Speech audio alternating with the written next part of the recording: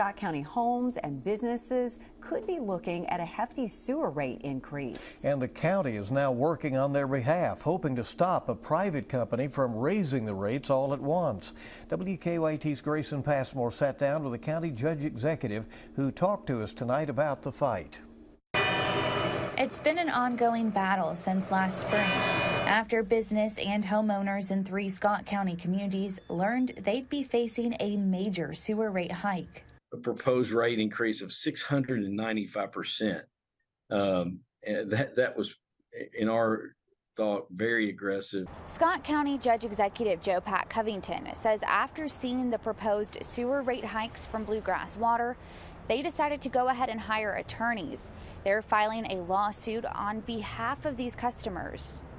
When rates are increased, and that's a reality, but our hope is that this is done gradually over time and phased in, so to speak. A hearing started Monday and will run through the end of the week.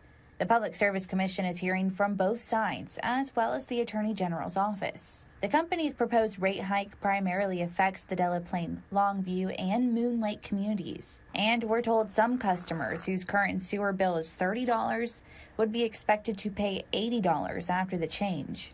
And it wasn't just in the residential areas, it was also in the Delaplane industrial area, so businesses that employ hundreds of people, being significantly impacted by potential increase.